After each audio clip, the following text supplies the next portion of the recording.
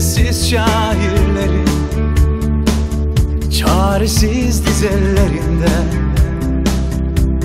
içe doğru yolculuğumda gördüm sen dönmüşsün seferinden, caymışsın zaferinden. Kent haydutlarından biri çökmüş gibi, yaraların derinde. O soğuk ve sağır mevsim hüznüne boğmadan gel, solunu ver.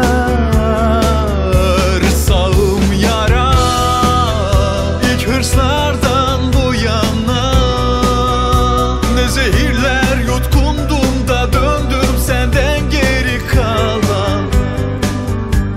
Yanım mı var? Tut hadi tut hadi tut, dibe çok yakınken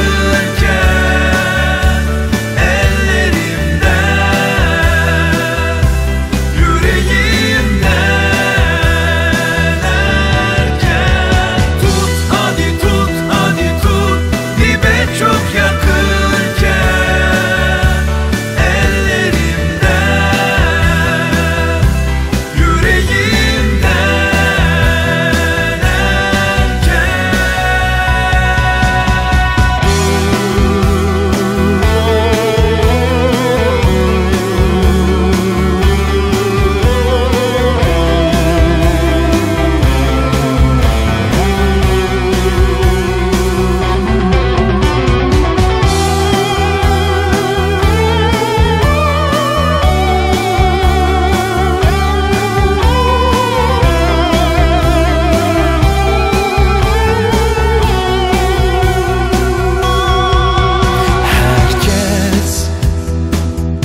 bazen düşer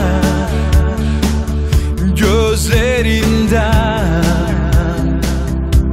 Hayatın bir daha kalkmak gerek herkes cehenneminde